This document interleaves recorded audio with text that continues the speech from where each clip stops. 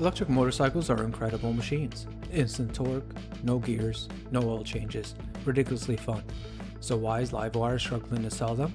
And why are brands like Zero shifting towards smaller and cheaper bikes?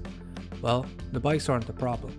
It's the entire industry that built a product for a customer that doesn't exist at scale, and up until now ignored the one that does. The Zero SRF, the Livewire 1. Twist the throttle, and it feels like somebody changed the laws of physics. Silent, smooth, faster off the line than almost anything a traffic light. The product works. The product deserves to sell, which makes the sales number even harder to explain. First mistake, pricing. A good gas commuter motorcycle costs around $6,000 to $9,000. A premium electric motorcycle, $16,000 to $22,000. That's not a price difference, that's a different category of purchases. The savings argument, cheaper electricity, lower maintenance, only holds if you're putting any real miles on the bike. The average motorcycle sits in the garage more than it moves.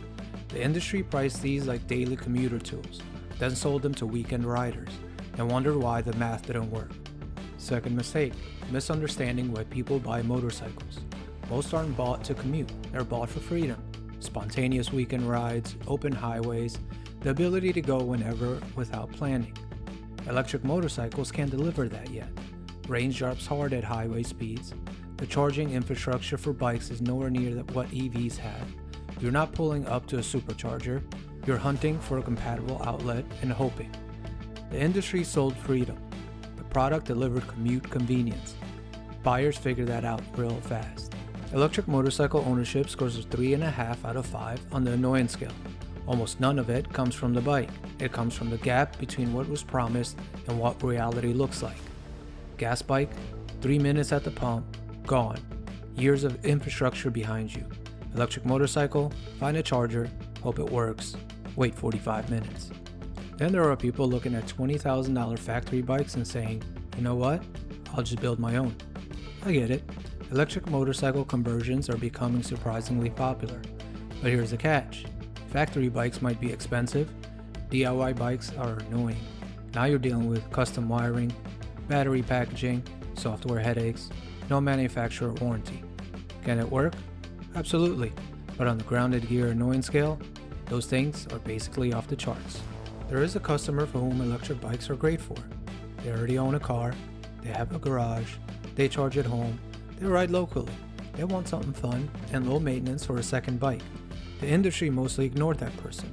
Livewire launched with a $30,000 bike, they since have dropped the price, aimed squarely at Harley faithful, one of the most range-dependent, road trip-oriented riding cultures in existence. The ideal electric motorcycle customer and the target customer were almost opposite profiles. Good product, wrong pitch, the showroom floors tell the rest of the story. And this is where things get a little interesting. Same bike, same price, two completely different ownership experiences depending on who's buying it.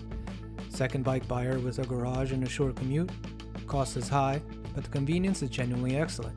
Product delivers.